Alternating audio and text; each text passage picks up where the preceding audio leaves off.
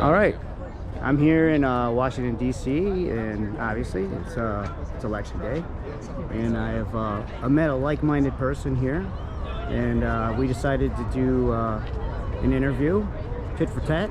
Yeah, tit for tat. You did an interview with me, so. And now I get my opportunity. So if you just give me your name and a little bit about yourself and what you're doing here. Yeah. My name is Jacob Jonas. I'm a journalist and comedian, and I also am an office admin for a medical company, which isn't that important. But I'm in Washington D.C. I've been doing a video project for like 2 years where I travel the country and I interview people about what they think the future of the United States looks like, among some other questions like what they think the biggest threat is to the United States, best way to deal with that threat.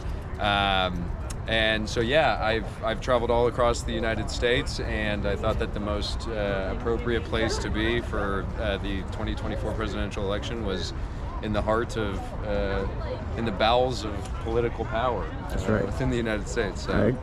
I agree. It's a good place to be for this, right? Like-minded individuals, exactly. Well, your journey has been a lot longer than mine. 2 years. Yeah. 2 years. So in the 2 years that you've been doing this, like, what would you say? What have you found? Like, what were the things that you found that you would say that you were maybe expecting, or what was maybe something that was unexpected?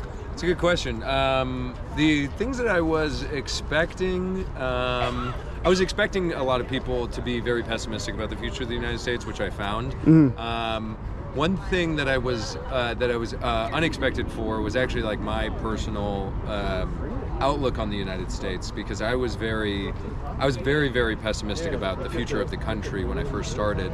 And it's not like I'm optimistic now. I'm just less pessimistic. Right. Because I've interviewed like probably like 100, I would say like maybe 100 people, or like 120, I don't know. But a majority of them, regardless of their political affiliation or how far on the spectrum politically they're willing to find common ground with their opposing political side. I would say probably like 80 or 90% are willing. I mean, there's obviously some people who absolutely don't, but I think that theme of like most people being hungry to find common ground is good, and I think that it shows that we are not as divided as either the media or social media portrays. Right. So. And I'm glad that there was a positive out of that, and it didn't just make you more depressed about the situation, right? I was fully prepared to be just like doomer mindset. Yeah, right. And you got that is a pleasant surprise. Right. And you got a chance to go around all over the country. And Yep. So how did you do this? Did you fly?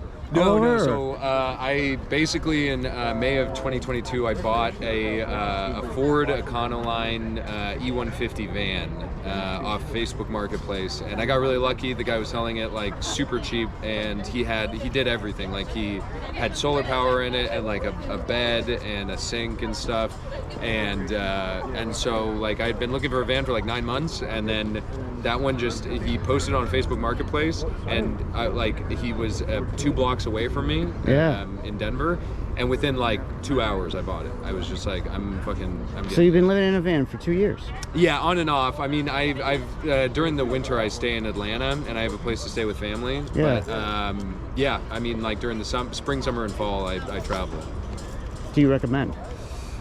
Do I recommend doing that? Yeah. Yeah. Oh, I mean, if you're willing to be like grimy and gross sometimes, then yeah. Like, the thing with living in a van is that like, I shower at Planet Fitnesses and I have to eat fucking sandwiches for like 75 days straight. But like, I also I eat power bars and fucking granola and shit, so I'm sort of healthy. Right.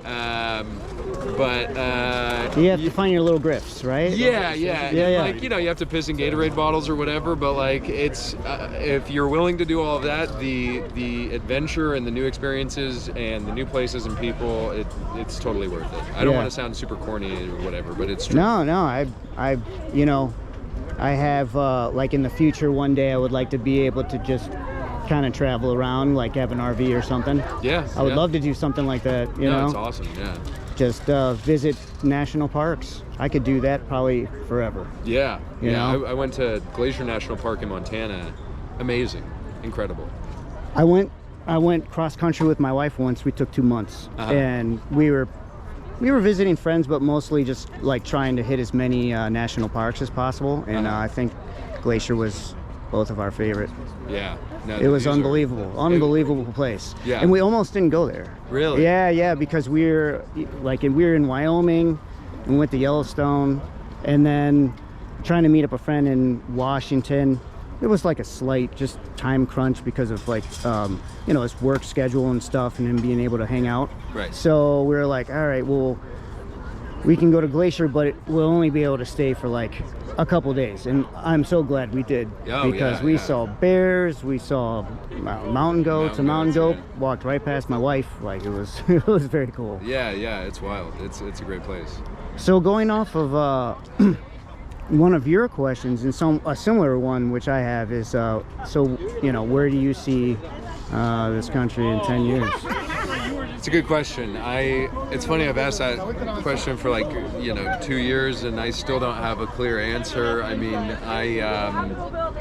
I'm optimistic. I'm hopeful. I think that a lot of people are very pessimistic and sort of almost like apocalyptic about the future of the United States.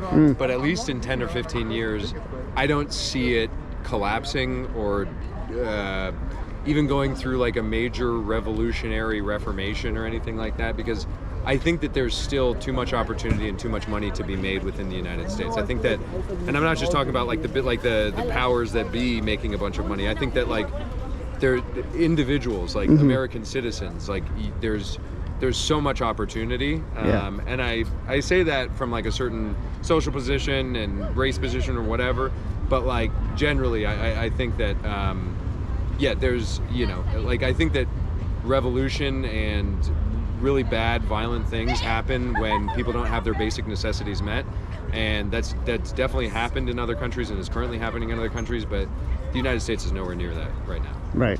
So I'm optimistic. I think that and I also think that we have a chance to grow together. Yeah, right. I mean, one way or the other. Yeah. Hopefully. Everything changes always, right? Yeah. Everything's always changing one way or the other, right? So hopefully it's just for the better, right? Yeah. Or everything could explode. I don't know. Yeah. But I'm not. I can't. And even if chaos happens and ensues, great things can come from chaos as well. Yeah. You know, I try to be positive. Like, can always, right? One thing I've learned in life is can always be worse. Can always be worse. And someone's always got it worse. Yeah. So, it's like, feel sorry for myself.